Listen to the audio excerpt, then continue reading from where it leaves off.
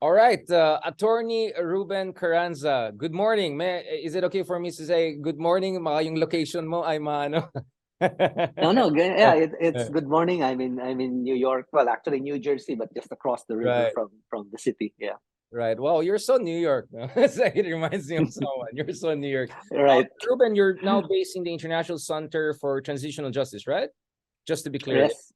Yeah, because Yep. that's the latest I can find about you online. But you're all over the world. Of course, kaya nga we couldn't have this meeting earlier because of your travels and also I said maybe you want to settle in before we talk. But before going that, Ruben, no, Dr. Ruben, Professor Ruben, Attorney Ruben Carranza. Sorry, I had a long day. Can you tell us a little bit about yourself? Because I know that your background was not first, but you also spent a lot of time in the government. But before that, how did it all start? As a lawyer, human rights lawyer, etc. Can you tell us a little bit about yourself? Because a lot of us hear from you just your expert point of view on ICC and all. But I think a lot of people want to get to know about you also, Attorney Carranza. Sure. I'm just another Filipino from Cebu. I grew up in Cebu. I went to UP Cebu for my political science degree, and then I gallivanted around for a year before settling into law school. It was a last-minute decision to, last minute of last day of registration, went to UP College of Law. So Diliman, and for a few years I was there. One of the most memorable experiences I had, of course, was I was editor of the Philippine Collegian in my final year in law school, which is also at the time when I thought becoming a lawyer would be more meaningful.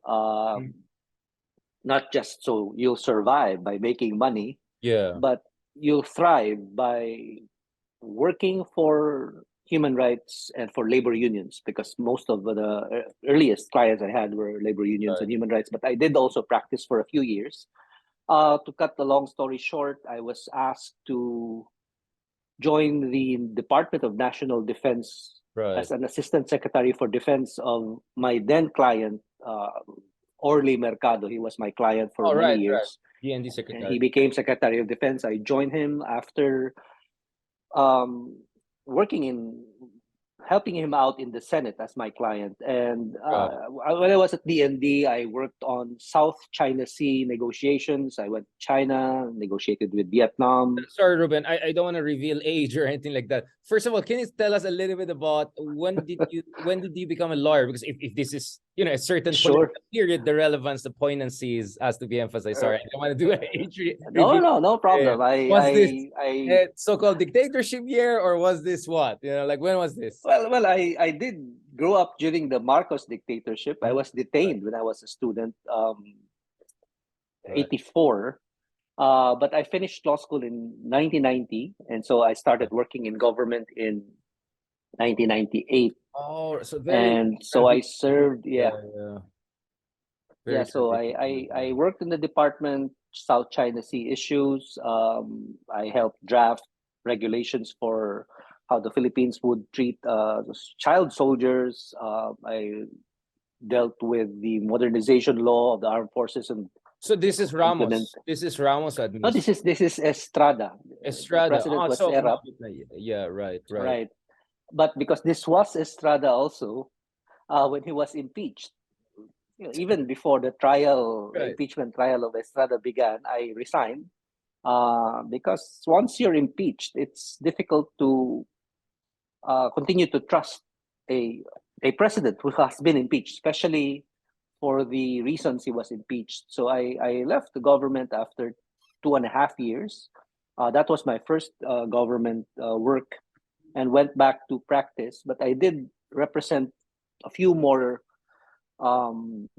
clients from the progressive movement, including, for example, the Akbayan Party. Right. So I represented them in court. After Gloria Macapagal Arroyo became president, some of her people, advisors at that time, asked me to rejoin government, offered me some position because they thought I was helpful with my public resignation and all of that. But I declined because I didn't really want to go back to government. But then they came back. Out, or you felt burned? Nasunog ka ba dun sa experience mo? it was more like that stint, the Department of Yeah. National Defense. Of course, it was very helpful for me from a learning and career perspective, I guess. Right. But I was also the first civilian ever, the first non-military background person in that position. And then you had Orly and Mercado pa, who's also in non-military. exactly. Very interesting. And yeah. And so it was, in many ways, it felt like we were under siege for at least for the years I was there. You're trying to work in an institution that had never really gone through deep reform after the dictatorship.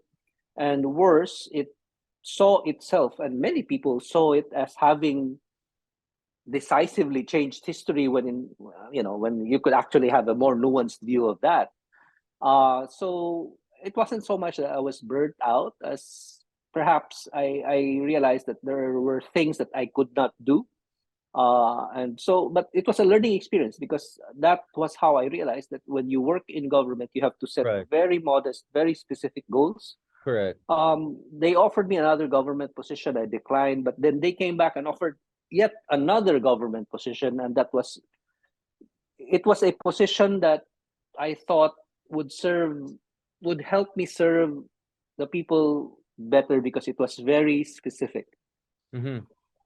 Commissioner of the Presidential Commission on Good Government. Right. And so I accepted it. She's a very, very PCGG. Apropos, it's a very poignant position. I want to talk about this because one of your successors, of course, I mean, he had a pretty tough position. I think he's also in the United States right now. Can you tell me a little bit about that commission? Like, because let's face it, one of the criticism against previous administration is that, oh, if the Marcoses were really X, Y, and Z, then what have you done? Where they retrieved the ill-gotten wealth? What has happened about it? So for me, at the very least, siguro kulang sa PR. People don't know much about how much was retrieved and all. Like, what's going on there? I mean, in retrospect, saan kayo nakakulang? Saan kayo tama na feeling nyo hindi na-appreciate? What are the things you're really proud of during your stint in that very important commission? Yeah. Well, the biggest recovery of Marcos assets happened when I was at the PCGG. We recovered $680 million of Marcos Swiss bank accounts. $180 million. Wow, that's a lot. So it's not, of course, our accomplishment only. The litigation lasted for 15 years. And so to your question, how long? Why did it take so long? What happened to the assets?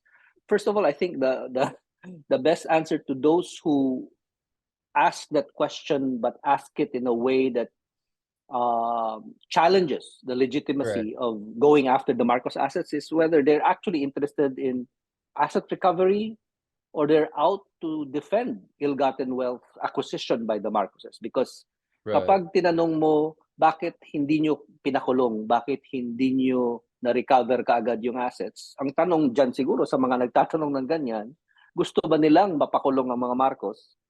Gusto ba nilang ma-recover ang ninakaw ng mga Marcos? Kasi kung ang sagot nila hindi, then hindi ako obligadong sumagot sa tanong na yan. Because I would answer that question only if we agree that the Marcoses stole money and that those assets have to be recovered. Now, matagal dahil unang-una, sinong presidente ba sa Pilipinas ang nagnakaw ng $5 billion? Si Marcos. No one else. I mean, we've had corrupt presidents since Marcos. And maybe now we have another corrupt president after Marcos. Yeah, and even before Marcos. Right. Even before as well. But nobody stole that much. Correct. Pangalawa, because no one also lasted that long. I mean, 21 years. Exactly. It's a lot of time to get creative, right? Exactly. And they didn't just spend all those years shopping. They also spent it hiding the money that they would use for shopping. And they didn't just shop with the money. They invested that money, all money stolen, and now they have a return on their investment, Marcos Jr. So it took decades to litigate these cases. And I should also mention, finally on this point, that the PCGG was, at that time, it was created in 1986, sui generis. No? Lawyers love that term. It simply means distinct. Yes, and therefore, you don't have any kind of template to use. In a broken democracy, not that we ever had one, but whatever democracy that was already fragile that the Philippines had was broken 21 years of dictatorship would mean it was so dysfunctional even after Marcos that creating a commission that would go after the Marcoses right after the Marcoses left would also be very, very challenging in itself. And as you saw, as many Filipinos saw it, it was difficult to keep the PCGG's integrity intact over those years. You're dealing with going billions of assets, not just Marcos. You have the Coancos and their control of San Miguel Corporation. You have PLDT. You have the biggest private corporations in the Philippines whose assets were sequestered. And it would have been very tempting for politicians, would-be politicians, even non-politicians, with access to the PCGG's power, to use that power to continue being corrupt. So, to be honest, that happened as well. In other words, it was just like any other government agency in the Philippines, even if its mandate was unlike any government agency in the Philippines. So you needed someone at the helm, someone like Heidi Yorak, someone like Jovito Salonga, who understood the mandate and who kept their integrity intact in all the years that they were in government. So that was, at least that was the kind of PCGG I worked in. Interesting. Can you rewind a little bit? So you're saying there's no template for that, because we're not the only country that went through corrupt dictators, right? Our neighboring Indonesia had horrible, not one but two back-to-back, from Sukarno to Suharto, even worse. We have many Latin American cases. They also had pacted transitions. You know, you have Chile, you have Argentina, etc. You have South Africa, of course, after apartheid. So what you're saying is there's no parallel case or precedence in other post-colonial, troubled, broken democracy, post-dictatorship? So how did the idea come about? Sinong nag-isip niya? I mean, So the examples you mentioned, Richard, are precisely why the Philippines was distinct in 1986. At that point, there were a few countries that had transitioned from dictatorship to, well, a semblance of democracy. But even in the few, Argentina is an example. The Argentine military junta from 1976 to 1983 gave a power. That's why you probably saw the movie 1985 Argentina. Of course. Right, because in 1985, the junta finally gave a power. They were prosecuted. But if you look at what happened in Argentina, for example, they were prosecuted for human rights violations. They were not prosecuted for corruption.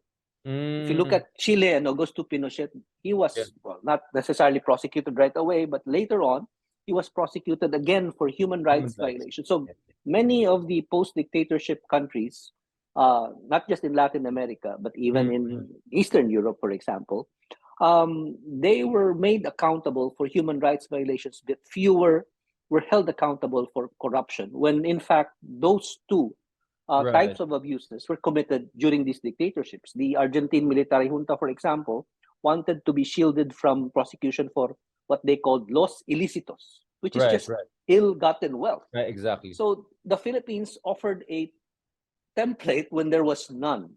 But Jovito Salonga, Joker Arroyo, and these eminent lawyers in the Philippines crafted a law that became Executive Order Number 1, the very first law signed by Cory Aquino as a revolutionary president, creating the PCGG, and they specified that the PCGG would only go after corruption. There was a separate commission, Presidential Commission on Human Rights, headed by Senator Jokno, who went after human rights abuses of the military, which became a problem, like I said at the beginning of this discussion, because the military saw itself as a savior and did not want to be prosecuted. We saw that in Argentina, we saw that in Chile. So that commission folded up, the PCGG, PCGG went on to exist. I want to focus on this again. This is very, very important. Now, I remember I interviewed Jokno, well, the son of the Jokno you're mentioning, during Chel last year, and you know the discussion was interesting because my point was you can never have a genuine democratic transition if you don't get your judicial system also in line with what you call rule of law, right? And one of the things that came out in our discussion, now, maybe remember there's something we call deep state, right? Or parallel state, right? Like for instance, in states like Turkey, even if there are elections, there's always a deep state of the military undermines it, not in that Republican Party, Trumpian deep state, not legitimately a deep state. So the kind of argument was there was kind of like a parallel deep state DAO, like in judiciary, like this cabal or network of lawyers, Marcos era judges, etc. And they were not kind of out of the system. They were still there through and through. And that made it almost impossible for you to deal with the problems of the past. Like, what do you have to say about that? Because I think that's a very poignant argument that I didn't see much reflected in political analysis and sociological analysis. So I really had to ask lawyers about this, and they kind of confirmed what I've been thinking about. Because, because the court and judges, etc., it's a completely parallel system that is usually not paid attention to by the media, but is absolutely essential to having real democracy, right? Yeah, and if you had 21 years in power as a dictator, of course, one of the very first things you would try to control, take over, is the judiciary, because it's, in theory, at least, according to the law you learn in law school, the judiciary checks the executive. You want to remove that check. You want to remove Congress. So he padlocked it. Marcos did. He shut down Congress, and then he took over the Supreme Court. He didn't have to do much to take over the Supreme Court, because even prior to martial law, even prior to the dictatorship, you already had a legal system in the Philippines dominated by the elite, reproducing its own elites. And literally sometimes, because children would become lawyers and they would also become justices after their fathers. And incestuous. Seldom their mothers. Yeah, exactly. Right. And so Marcos didn't have to do much to alter the Philippine judiciary. It was already beholden to the elite. What he wanted to do was for the judiciary to be beholden to one faction of the elite, his faction of the elite, removing everyone else. He had 21 years to do that, and literally he did that through one person, Estelito Mendoza, his Solicitor General, his only Solicitor General over the entire 21 years, his only Justice Secretary over those 21 years, who, like I said, shaped it so that it would bend and continue to bend over backwards for Marcos over the years. So he appointed his subordinates as solicitors, who then became judges, who then went up the ranks within the Marcos dictatorship judiciary all the way to the highest office, highest position in the Philippine judiciary, the Supreme Court. So for years, the Supreme Court of the Philippines under Marcos constitutionalized torture, allowed enforced disappearances, never questioned the presidential decrees that led to the stealing of the coconut levy, for example, never challenged Marcos and the absurdity of having a president issue warrants of arrest. Even for individual activists, for small persons who could just have been charged in court if he wanted to, but no, this was a complete dictatorship, unchallenged by a Philippine judiciary. Now, if you remove the dictator but not the judiciary he created, what do you get? You get a judiciary that can be controlled by anyone who still has some level of influence over them. And Estelito Mendoza never went into exile. Estelito Mendoza was never charged.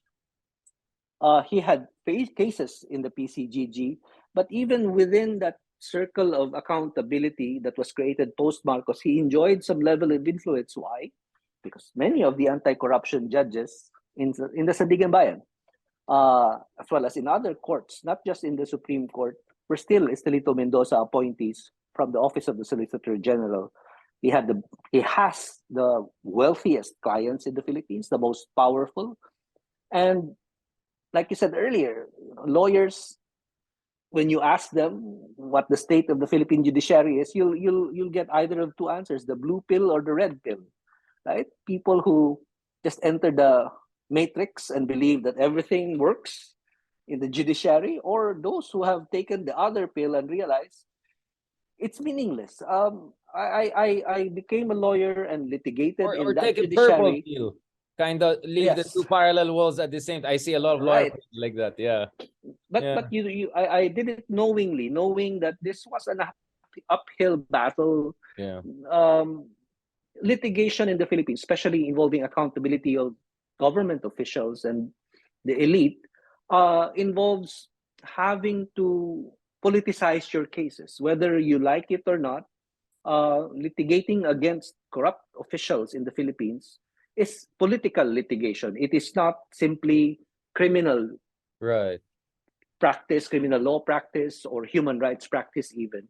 But it is really, above all things, a political kind of practice. Ruben, I want to go back to this because, okay, again, I'm not here for the blame game. I'm here for contextualization. So I'm very glad that you mentioned that it's not like the Philippines was a paradise and then Marcos created, you know, a hellish dictatorship over it. No, the system was completely compromised. We know that at the point the Supreme Court was not, you know, approving the necessary laws. Taxation was in a mess, you know. So Marcos' emergence was not in a vacuum, right? So I think that's something that people forget, and many scholars like Benedict Anderson did exactly what you said. He became the supreme caudillo when you had many little caudillos later on. So Marcos is not an out of system guy. He's a consolidation of pre-existing tendencies. Now, again, this is not to say walang kasalanan na Marcos, but I also want to push the argument further because the very word revolution means there's a literally something revolves, right? Like those on top will go below. And of course, what makes a revolution crucial is what is done by those who are at the vanguard of the revolution in the critical period. Case in point, the period between EDSA and the promulgation of the new constitution in 1987, when Corazon Aquino had absolute revolutionary power. Now, and this is where, again, I don't want to be unfair to anyone, but Ruben, you can see where my argument is going, right? My argument would be, what about the agencies of those who had the chance to go for radical responses to ensure that there's true revolution, right? That there's true accountability for what happened. Because the sense many people are getting is like, okay, I see what you're saying about the dictatorship and all, but it's not like the other side, whoever they are, didn't have a chance. Because my critical junctures yan eh. So that's one absolute critical juncture. So on one hand, I think many praise Corazon Aquino for not creating her own dictatorship because she could have done that. But the counter argument would be, sana she overcorrected it, or she underutilized that really critical period, because that's where you could have passed for massive transformation. Because as a political scientist, of course, I look at revolutions, you know, whether it's in Romania, Ceausescu, whether it's in China, Russia, or France, or even, and when I look at our revolutions, like, was it really, I mean, how much of a revolution was it? It looks like they just removed the Supreme Caudillo and then it went back to really what it was before. Please correct me, because I want to understand your point of view as someone who was there during this crucial period, to work in the government at the very forefront of really accountability and justice. So I really want to get your point of view. I know I came here to really interview on ICC, but I think we cannot talk about ICC and Duterte unless we talk about this. I think this is absolutely essential. And of course, I was not there literally. Yeah, I'm sorry, I'm not putting you. I'm just asking. I was a freshman law student. I know. I don't want to put you on the spot. When Cory Aquino became president, but let me tell you this. I think that revolutions get rid of the past, but you know, the center cannot hold, and that's always a problem when a revolution isn't driven by clear ideological goals, but rather specific political goals. So the specific political goal was to overthrow a dictator, and that happened. And to me, that is still a revolution.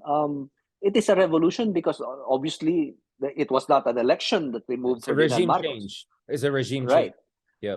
It was a revolution in the sense that people realized that they had the power to do this and not just individually cast ballots, which also tells us that elections are overrated in the global South, because you know they don't do much for the global South.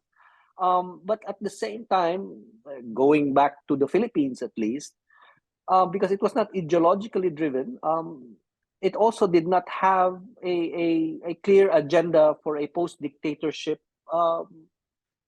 country. And I think the lack of clarity, not that it was fine in the political context, you would still have people and institutions that they would try to manage and, you know, function. But I think the problem lay in the lack of an economic and social agenda after the revolution, because that revolution essentially did not change the neoliberal economic policies that Marcos had already adopted and implemented for years. That's why when Cory Aquino took over, the Philippines was so heavily indebted and could have decided, you know, we would not pay this debt because these were taken But we chose by it a because we dictator. wanted to impress the investor community, even if Exactly. that meant compromising But if your generations of advisors, Filipinos' welfare. yeah, if your advisors are the same type of people who told Marcos, let's borrow, and these same advisors or types of advisors come back and say, let's borrow some more, then what did you change? What did that revolution do with respect to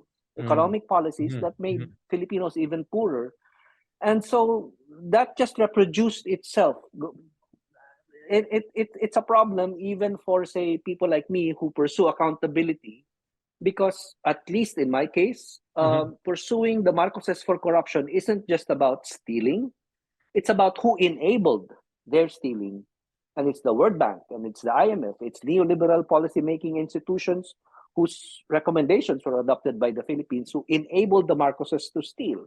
Why would the Marcoses be able to steal billions of dollars in the building of the Bataan nuclear power plant if the World Bank had not endorsed the building of the nuclear power plant in the first place to electrify the country and all of GE, the that? international, yeah, and they're of course Exactly. yeah. Right. So, and I've done that in work I've done elsewhere to connect accountability for human rights violations, for corruption, with economic policy. So whether in Tunisia and the Arab Spring, I did a lot of work in Tunisia, in Egypt. I actually came back from Sudan just a few days ago because so there yes, ako you magpahinga had ka muna, medyo malayo yun, a follow-up to the Arab Spring, and it's the same problem all over in many countries, where you get rid of dictators, you get rid of their repressive political machinery, but you do not get rid of their economic and social policy making machinery that has already led to inequality and poverty in the first place. So yeah, I mean, in that sense, you could argue that EDSA was a primarily political revolution that lacked a socioeconomic leg, and therefore, at best, it's an incomplete or half-baked revolution, right? I mean, I'm just working from the basics that you're saying. It was, and of course, a large part of the reason for that failure was the absence of the largest part at that time, at least, of the Philippine left, the Maoist left of the Philippines.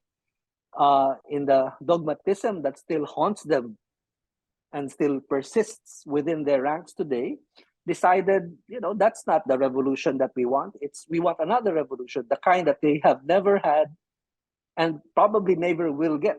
And so the problem here is that they didn't even want to compete ideologically in shaping how this revolution would impact on Philippine society. They simply thought, we're supposed to be revolutionary, we're supposed to lead the revolution, but it's not a self-fulfilling thing. You can't just say you're the vanguard of the revolution, everyone will follow you. And that's the failure of the Maoist left. And so perhaps when there is a better kind of left-wing party in the Philippines, you might have a better revolution in the future. To put pressure on the liberals and those in the center, right? Because, I mean, many would argue you wouldn't have had the Scandinavian social democratic system if not for the threat from Soviet Union. And some would say when Soviet Union, like Mikhail Gorbachev, was the worst thing actually for the West, because he brought down a system which was a threat that empowered social democrats. I see what your argument is. I kind of see the parallel in the argument that you're making. So yeah, because my sense also is, another way of putting it is, EDSA ended up as a tactical revolution than a strategic revolution, right? Tactical in the sense you change the guy on top, but it was not strategic because it didn't have a long-term clear goal and then ways of meeting it, 5 years, 20 years, whatever you want to put the target in. I see what you're saying. Now, of course, Sudan was an important case because they used to have a president, their former president, who was an ICC convicted guy, right? That had a problem going around. Can you tell us a little bit about the case of Sudan so that people appreciate what ICC has been doing? Because I think a lot of us hear what ICC has not been doing, right? But in the cases when they've been doing something, can you tell us a little bit about that? In the case of Omar Bashir, right? Yeah, like tell us a little bit about that. Yeah. Given what you wanted to talk about today, the most interesting about the Omar al-Bashir case, the Sudan case at the ICC, is that this was the first warrant of arrest issued by the ICC, not the first case filed by the ICC prosecutor. It was Lubanga, someone in the Democratic Republic of the Congo. But Omar al-Bashir was a dictator of Sudan. Sudan has only had two dictators. Al-Bashir overthrew a dictator named Nimeri in the 80s and took over. But he was a repressive dictator. He also was a dictator who was backed by the United States for some time, was backed by regional powers in North Africa and the Middle East for many years. And to cut a long story short, he also waged war on a separatist movement in a part of his country called Darfur. And Who are for a Christian long time, majority, Darfur. right? And for sub-Saharan African, Well, is that yes, but Darfur really, Dar just means land, so it's land of Darfur. or house in Arabic, So you have a people who are nomadic, people who were suffering from droughts, from lack of food, and just wanted land and food. But you have a dictator who said, you can't have land, you can't have food, basically without me. And so this started a long, long war that sometimes still comes back, displaced millions of people, killed hundreds of thousands. But of course, and the oil is there, right? The oil is mostly also not in Darfur itself, but Darfur, but in the southern part of the South country. Sudan. Yeah, exactly. But there's oil in Sudan. But as with many cases of violence and killing in the global south, in the third world, where no one in Geneva or New York or now in The Hague would care unless Western journalists or Western eyes see it. Or George Clooney. Exactly. And so Sorry, I'm cutting you there. Yeah, what's up with George Clooney? Is it true that he was really invested in this? Because my understanding is George Clooney was not your normal parachute celebrity going from one latest crisis to the other. No offense to other people, no? But that's one thing I appreciate about George Clooney was he was on Darfur over and over again. Because I used to debate that during your college days. To be fair to George Clooney, and of course now to his even more competent spouse, Amal, who's a human rights lawyer. The Clooney's have actually done a lot for human rights accountability. They helped set up an NGO called Sentry. And what I like about Sentry is that they combine criticism of economic policy and human rights accountability. And I know I have a lot of friends who work there. And to be fair to George Clooney, the attention given to Darfur did create attention for accountability more generally. It is when Western governments with their narrower agendas come in and define what accountability should look like or should only be about, that it becomes a problem. Because Darfur isn't just about litigating at the ICC. It's not just about holding 1 or 5 persons, a handful of Sudanese leaders accountable.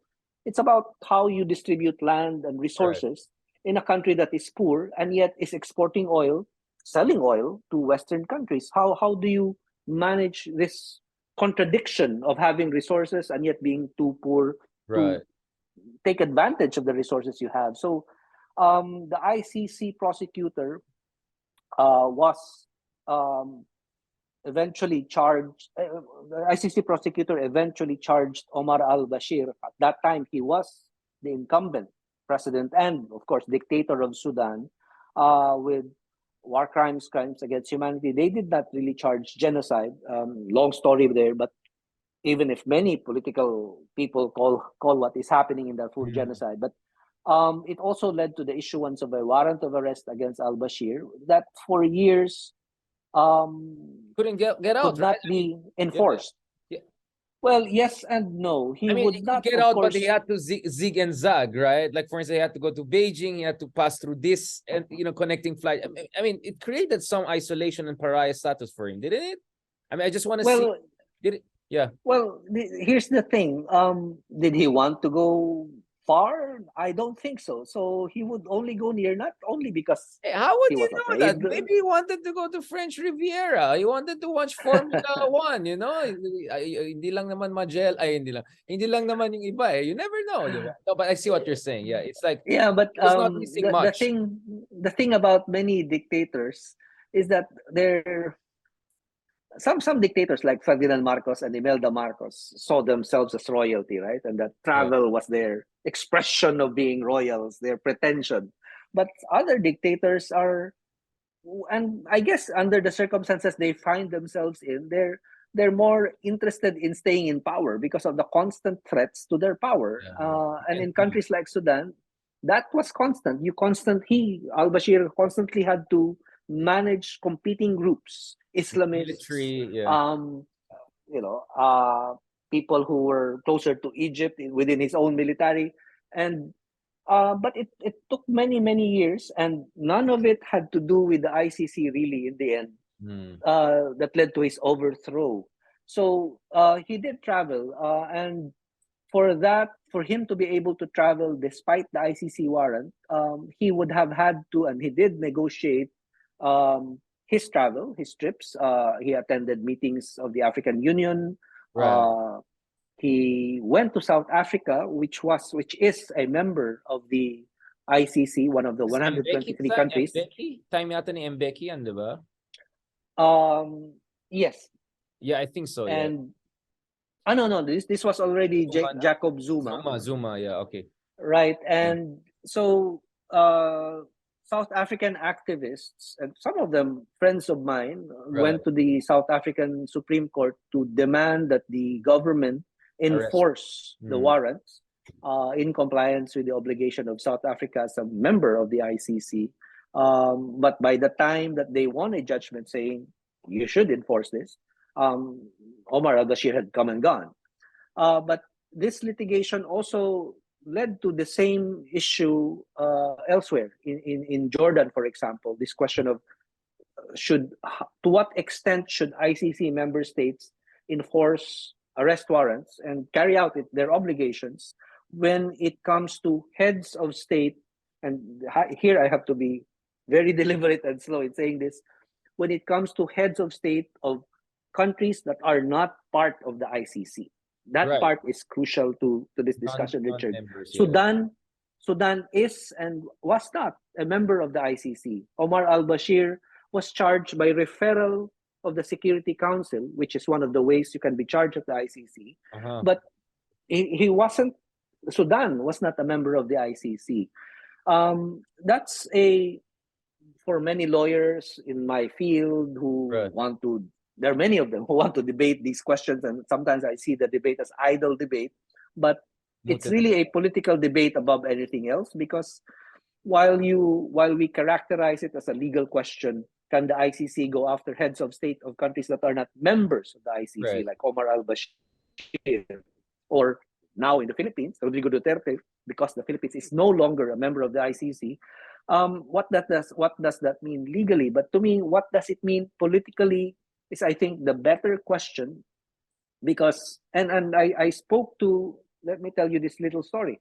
A few months ago, I spoke to members of the Ukraine Bar Association, and one of the questions they asked was very basic: can we go after the assets of Vladimir Putin and have that pay for reparations for all the damage that Russia has done to our people and to our infrastructure?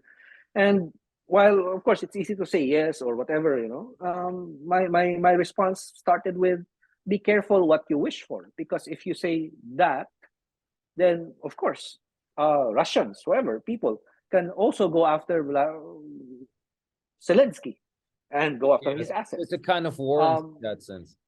Right. And so it raises serious political questions, because it means that those who control the processes at the ICC, at the International Criminal Court, politically or financially, get to also control how the practice at the ICC is done. Now, when I say control, it's not absolute control. It's not literal, you dictate, but shape, drive, influence. And courts, whether at the ICC in The Hague or the smallest municipal court in the third world, these are not isolated technical places. These are political agencies whose actions are shaped by how power is distributed locally or in the world. Ruben, I want to go back to this, because just to be clear, Russia never ratified, but they withdrew their status as a signatory in 2016, right? This is after Crimea, 2 years in, sanctions coming in. Ukraine never joined the ICC, but they made special requests for the ICC to come in. And now you have all of that culminating in this warrant of arrest for Putin. First of all, were you surprised by that? By the speed of it? I mean, this is a war that happened a year ago, and now we're investigating cases, I don't know, in Libya, in Iraq, in Philippines, going on for years. But ito parang ang bilis nangyari nito, no? Can you explain that? I mean, I have my own understanding of that, but I want to also hear Sure. from you. And of course, what are the jurisprudential and jurisdictional ramification of this, especially when we talk about our own former president and Well, the surprise here, Richard, is that the current ICC prosecutor is, for some Khan? reason, yes, Karim Khan. Yeah. He seems to be willing to politicize the court in ways that his predecessors did not really go as far as. Interesting. And that's a surprise and also a cause of concern for me, and I hope for other international human rights lawyers that I work with, because as you said, the speed, the specificity of this action contrasts with not just the slowness, but the deliberateness in some cases of the prosecutor's actions in other cases. And here's a very, very specific comparison that should illustrate the problem. The charges against Vladimir Putin and his ombudswoman for children's rights, because that's the other person subjected to the warrant. The charges are for the war crime of deporting citizens of an occupied territory to the occupier's state. In other words, taking children from Ukraine and then bringing them to Russia to be adopted by Russian families. That's the charge. It's called the war crime of deportation. And that war crime has been there at in the ICC treaty since the ICC began, when it was created many decades ago. As a matter of fact, since 2015, there has been an investigation of a similar crime, deportation of people in an occupied territory who were being deported elsewhere, as a war crime. And that is an investigation going on involving Israel, deporting Palestinians. Palestine, Is it in the West Bank? West Bank. Well, they're deporting people from the West Bank and throwing them into Gaza. Oh, so one from one occupied territory to another. Because in this fiction that Israel follows, Gaza is how they say, well, we've given you a strip of land. Be ruled by your own people there, not formally, not legally. So deportation as a war crime is being committed in Palestine to Palestinians by Israeli occupying forces since 2015. And Karim Khan knows that, because he has been, he's been working at the ICC as a defense lawyer prior to becoming prosecutor, and yet he also covered Iraq. Iraq also. The UN created a commission of inquiry involving the Yazidi people and how they were treated by the Daesh. But in the case of Palestine, that's been going on since 2015, and yet no warrant of arrest against anyone has been issued there. They've you're down saying themselves. You're saying there's a double standard going on here. Is that what? I just want you to spell it out. Yeah, sorry.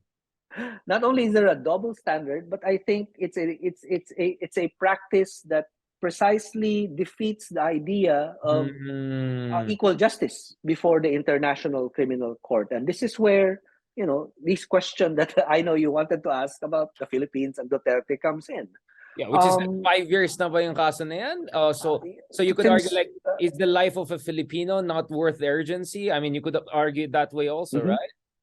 Again, sorry, sorry, I am cutting you here, but I'm just wondering, what about the counter argument that, well, in the case of the Philippines or, I don't know, occupied territories, you're not seeing maximum cooperation from people who can give you the evidence and materials. Well, in the case of Ukraine, you have a very willing government and authorities willing to provide you all the evidence about these children, allegedly this and that. So it's like, it's a logistical issue in that sense.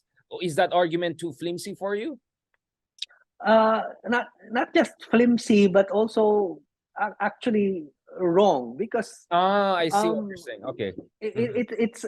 We are talking here about opening an investigation and asking for warrants. We're not talking here of a trial yet. Exactly. It's just exactly this. And so whether in the Philippines or Palestine, you had enough basis to go ahead and open an investigation. And to be fair to the predecessor of Karim Khan, Fatou Bensouda, she was very deliberate in opening these cases. Venezuela, the Philippines, Afghanistan Libya? to some extent. There was, I think, Libya also. Libya? Parang may Libya. Well, Libya was a referral by the UN Security Council. That's why right, it was fast. Yeah.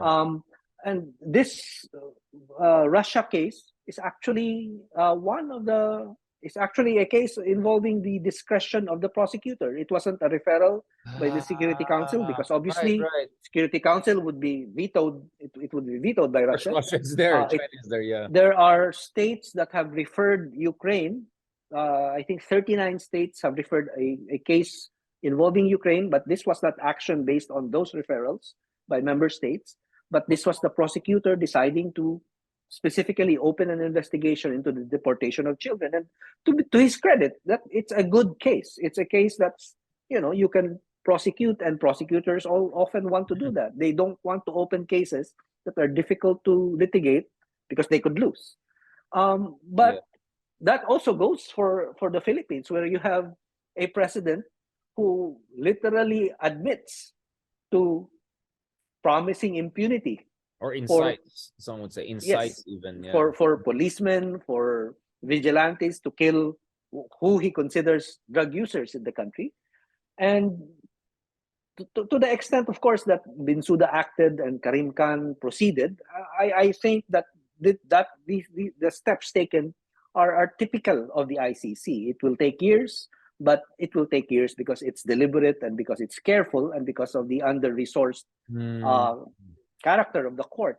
So the two things that are different in the Russia case are the speed, of course, but also the resources that are devoted to going after Vladimir Putin and Russia more generally, because you have the usual Western government donors who have basically earmarked resources just for this case, versus no other cases for which funding is being earmarked, whether it's Myanmar, like I said, or the Philippines or Palestine. Myanmar was ICJ yun, diba?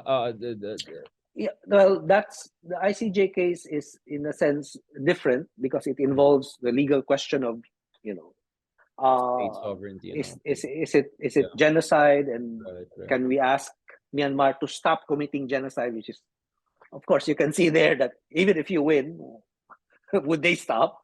But it's not a criminal case. So there is an ICC investigation involving Myanmar as well. Okay, I see what's your argument. Actually, I was not expecting this argument, although I'm not disagreeing with your argument. I was just expecting a different line.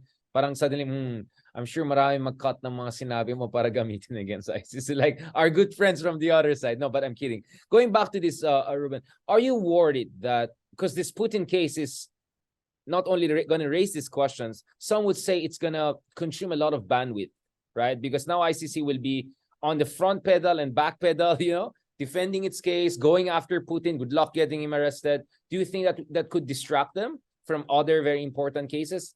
Mind you, also, of course, the Philippines. I mean, what is your sense? Because we're talking about logistics, we're talking about human resources, right? Let's be realistic about this. They're not supermen, right? Yeah. Yeah, well, the ICC had a review of all its mechanisms just a few years ago. It was a very extensive review, and one of the conclusions was that they're so under-resourced that the problem here is this. The ICC's members have a budget, but the Assembly of States Parties, that's the entity that basically controls the whole court, they've decided zero budget increases for several years. Oh, wow. Even before Karim Khan. So it got stuck in a budget from 5 years ago, and that has continued even up to this year, which meant that if you're the prosecutor, you only have enough for several cases. He used that, Karim Khan used that as an excuse, for instance, in dropping the case against the United States involving Afghanistan, but for some reason continuing with the Taliban, which is also ridiculous, because why would you drop one but retain the other? But in any case, the budget is smaller than it should be, and so there's a need to really manage those resources. But in this case, I also think he knows that this is more symbolic than anything else. In the case of Russia involved in the issuance of warrants of arrest against Putin, because it is not as if he was the ICC prosecutor was able to enforce other warrants on its own. They would in the end always rely on countries to cooperate, or even non-state parties like the United States to enforce some of their warrants, and which has happened with respect to defendants from the Congo, for example. So this was more symbolic. This was meant to be more symbolic than anything else. In other words, I don't know that this will consume as much resources as it would if it were a real case that would lead somewhere. It might take years, it might take decades, but I don't think Vladimir Putin will be arrested soon and will be tried soon by the ICC, requiring a lot of resources. I mean, Omar al-Bashir lang, medyo hirap na sila, Putin pa, di ba? No, but aside from the symbolic argument, what about the jurisdictional ramification of this? The fact that Russia is no longer a signatory, it never ratified it to begin with. Ukraine is not a party, it was just a special request. So what does that do to the argument of partisans of the former administration, and even some in the current administration are saying, well, the Philippines got out in 2018, right? So bug off, essentially. So does it have an implication for that argument? What's going on here? The Philippines was one of the most earnest and in many ways willing states to join the ICC. Of course, there was some there was some effort in by the United States to dissuade the Philippines. In fact, I was in the Department of Defense when the United States asked us to help them sign this. It's a separate proviso saying that if you sign the ICC treaty, you will also agree that this signature cannot be used against foreign forces stationed in your country. Exemption clauses, kind of ish. Exactly. The U.S. wanted the Philippines to say that when it signed the ICC for treaty. their own VFA and all of that. Yeah. It came into my desk, and I said no. So I can tell that story now. So we can say no to the Americans. So we can say no to Americans. We can say no. Exactly. Yeah, that's what I'm saying. Yeah, it's only in the minds of some Filipinos who I guess consume more Hollywood movies that is healthy for them. We can say no. That they can't say no. Exactly. Right. So so the Philippines became not just a signatory, but then ratified the ICC treaty, meaning the Philippine Senate agreed that the president of the Philippines should sign and join the ICC. And some of the senators that signed the ratification agreeing to the Philippines becoming a member of the ICC is, of course, Marcos Jr. He was a senator. He signed that. At panon ni Pinoy yan, exactly. Very interesting times. And 2011, yeah. Another senator who is now noisy about why is the ICC doing this to Duterte, but actually signed the ratification is Estrada, the son of Joseph Estrada. So these are people who have forgotten, in quotation marks, their signatures that they implanted on this ICC treaty. So well, in their defense, they were not enlightened by the wisdom of President Duterte. Of course, they had to wait for President Duterte to shower them with post-colonial assertiveness and all of that. I'm just trying to be fair. Yeah, and it's appalling that it takes the deaths of thousands of Filipinos, many of them poor Filipinos, for them to realize that I shouldn't have signed that.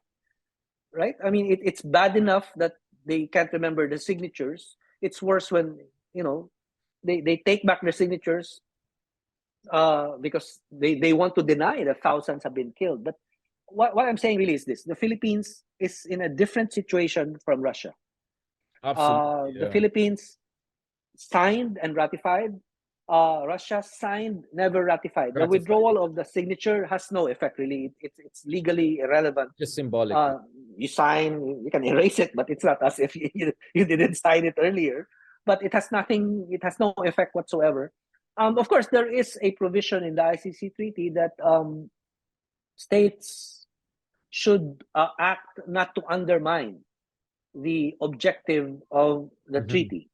That's why that applies, for instance, to members of the ICC who are obligated to arrest those with a warrant of arrest. they should not undermine the objective of the ICC, unless, and this is the exception, unless it involves the relationship between states and all of that, right?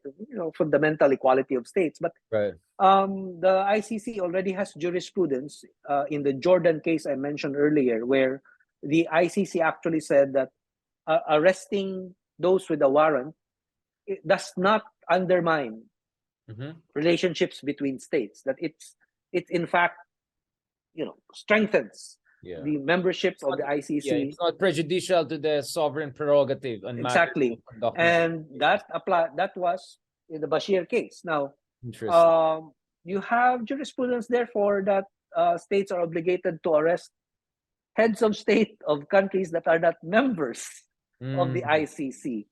Does that apply to the Philippines? Yes, to the extent that Duterte, or his Justice Secretary these days, claims that we are no longer members of the ICC. Although, to be honest, it's also clear that they have given up on that position, because it's a dumb position to say, don't act ICC prosecutor because I'm no longer a member. It's obvious that lawyers at the Department of Justice in the Philippines have realized that argument will never pass. Instead, their argument is that we have courts. We have courts, we can prosecute.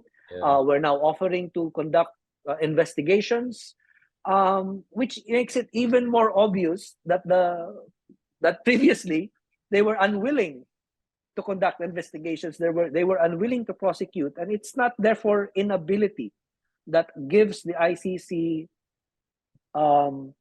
complementary jurisdiction.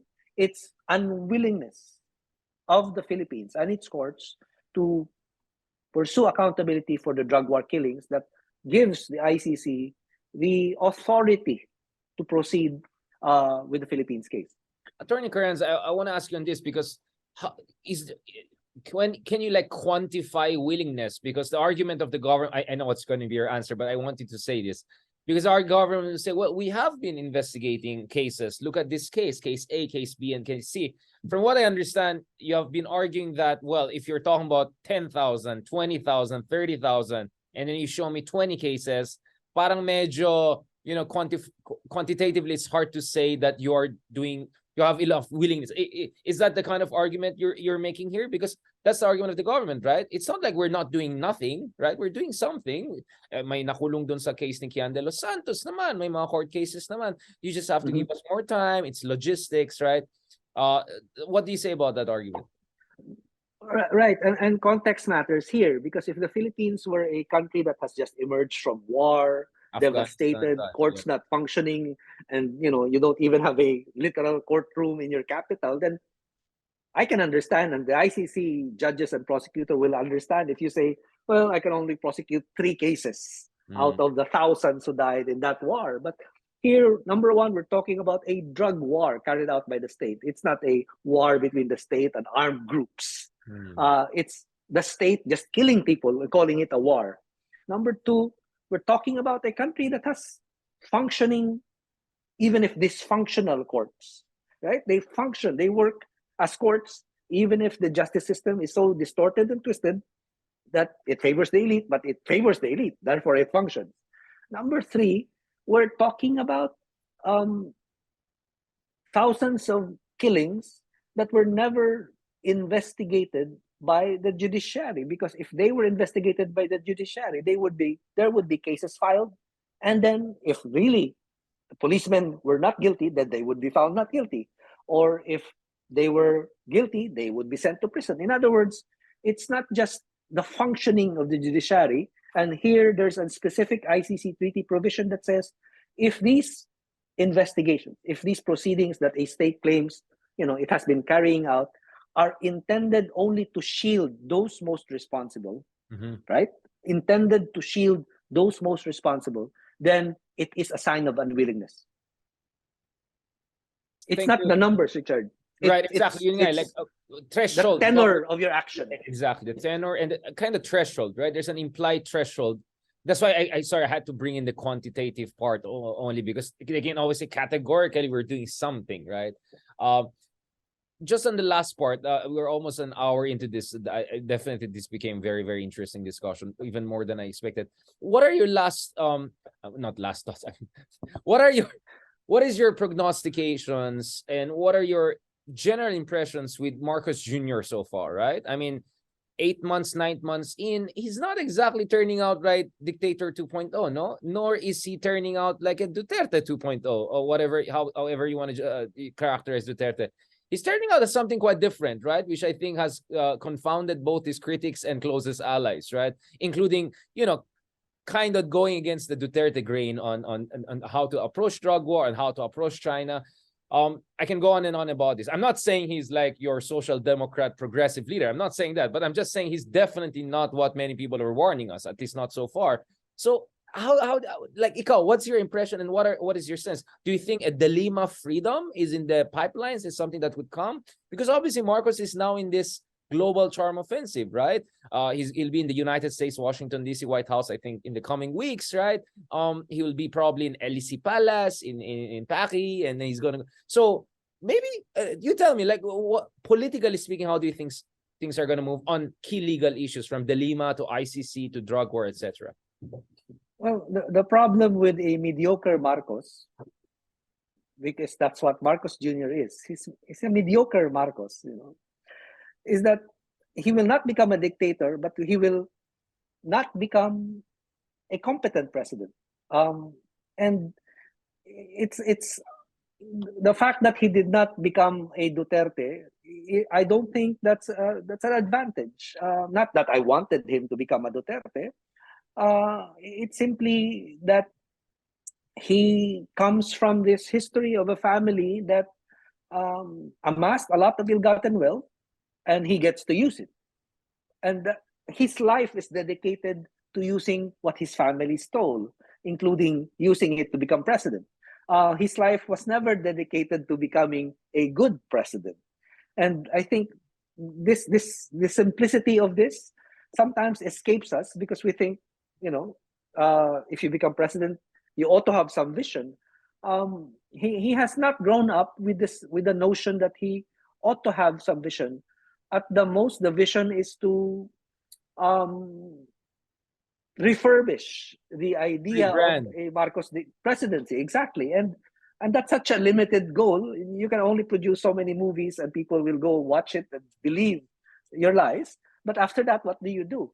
So that also means that to some extent, not that he's tabula rasa, but that he's very malleable, that he will do this or do that. That's why this... Including for the good, right? I mean, that's my point. I mean, even if I take your argument, I'll say, well, if part of the rebranding is to do a little bit better on foreign policy, do a little bit better on the economy, right? Then the effect will still be positive, right? Although I see your argument, you're saying going from -10 to 0 doesn't make 0 good. It just but here's the thing. Here's the thing, Richard, and this is probably the most illustrative example.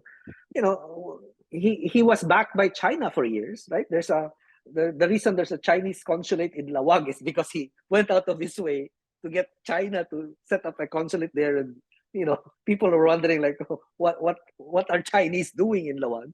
So he's a China proxy.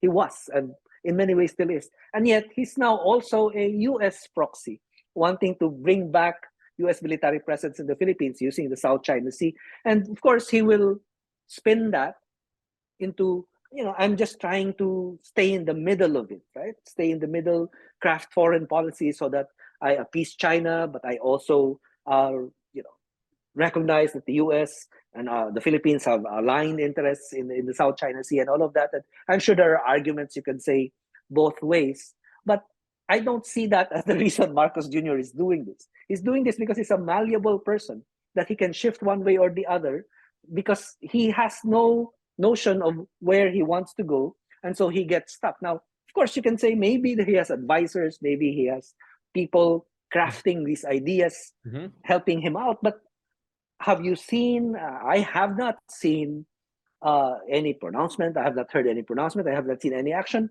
on the part of Marcos Jr. to, for instance, go talk to Vietnam. Go talk with. He met with The Vietnamese prime minister, if I'm not mistaken, yeah, during the and he had a visit from the Malaysian prime minister.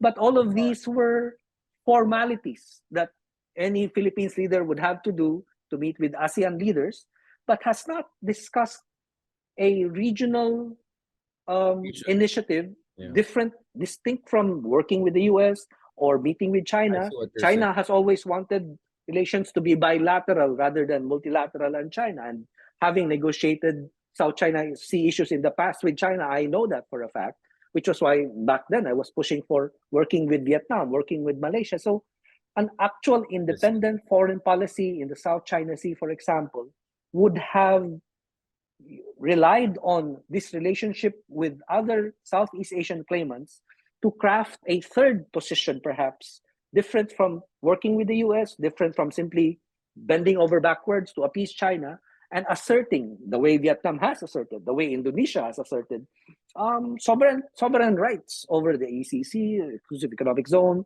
or even over your own islands that are already part of your territory. So that's just foreign policy. But the fact is that Marcos Jr. is so mediocre that he won't on his own see that. And that's why a mediocre leader, whether it's the son of Ferdinand Marcos or anybody else, would not have the kind of vision that actually brings the Philippines into, across a horizon that sees the country as a country that can stand on its own. Yeah, force on its own. I can see what.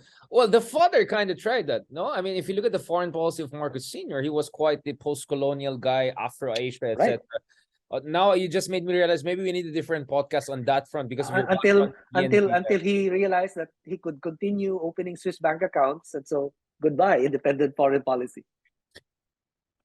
Last point, are you optimistic about anything in particular? I mean, in spite of all the caveats and misgivings and skepticism you have, right? I understand where you're coming from, but are you, for instance, the Lima? Can we talk about the Lima to close on this? Do you have some cautious optimism that a the Lima freedom could be something in the realm of possibility in the near future?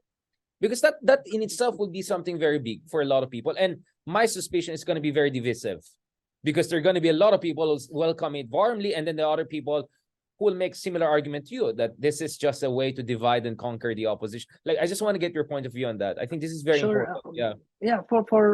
I wish Senator De Lima her freedom. Not only does she deserve it, but she deserves more than that. She deserves justice for the wrongful imprisonment and the maligning that she has endured for all these years, including from people I know. Classmates from law school. Sadly, yeah, I know what you're saying. Very so, sad. But here's the thing, Richard, and this is, to me, this saddens me. She also is caught in a war of elites. And the problem here is that she is turning into someone who represents Duterte interests on one hand, and perhaps Marcos interests on the other. And I think the fact that a lot of the challenges politically that Marcos Jr. is facing is coming from a fascist who also wants to come back to power to his daughter, is problematic. And if you were asking me whether there is anything hopeful that I see, cautiously, yeah, of course, yeah. Right. I think what is hopeful is that we have a lot of young Filipinos who can now see beyond these elites. The fact that young Filipinos supported a non-elite challenger to the Marcoses, to the Dutertes is important. These are the same young people who can see that across, not very far from the Philippines, you have the same kind of youthful opposition to effectively a military junta in Thailand. Thailand. The same kind of youthful opposition to the military junta in Myanmar. The same kind of youthful opposition. Taiwan against China. I mean, Hong Kong. Exactly. So more, right? You have these movements. They will take longer to gestate in the Philippines and crystallize, come back into a revolution, possibly, or even an election win. But what I think is necessary is for not just leaders to step up, but leaders who step up and are explicit about their ideological goals. Because I think it's no longer enough to challenge the Marcoses and the Dutertes and yet still pursue the same economic policies. I think if you were to propose a more radical, more progressive economic policy, then you also shape the politics of the country. Yeah, actually, a while ago, I think Westinghouse, I was supposed to say, no, G. Sorry, I'm a little bit meticulous about this. Okay, I'm really forcing a more positive way of ending it. Sorry, I'm so American about it. What do you feel about Lenny getting at least 15 million votes? At least because, you know, we can. Isn't that in itself something that you can be hopeful about? I mean, yes, she didn't win, but she was against a duo, right?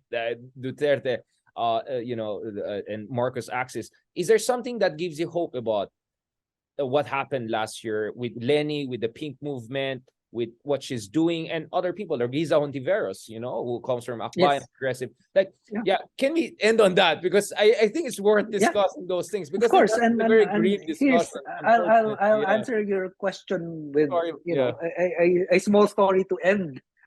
Ito na talaga, para next time separate. When we were students, I would often see Riza coming from Ateneo. I was in UP, I was a law student, I was a collegiate editor, and sometimes he would happen to be riding on a jeepney and talk about, Ateneo activists and UP activists. And I think someone who has lived that life, right? Who has one foot into, the elite and one foot in the masses, I think will understand what needs to be done. And I'm hopeful that a leader like Riza will step up and will understand that this isn't only about getting 15 million and more votes in the next election, but actually building a movement that can, even after a loss, will stand up again and keep fighting, because we've seen that. And it's not enough to win once and lose later. It's important to lose several times, but win decisively later. As in Anwar Ibrahim, right? I mean, how many years has been running? I always say, study the case of Anwar. I mean, he's a fascinating character, and Malaysian politics is even crazier than the Philippines. On that note, thank you very much. I know you have a meeting to go. Your day is just about to start. I really appreciate this. Ngayon ko lang na-realize, kulang talaga ng 2 oras sa atin. So hopefully I can get back to you soon, as I'm hoping still, cautiously hoping some good things will happen in the coming months, potentially also in the Dilima front. So I'll really come back to you. So thank you very much, Attorney Ruben Carranza, for your time, effort, and for your really honest, sincere, and courageous points of view. We may not agree on everything, but I really appreciate you coming in. Thank you very much. Talk to you soon.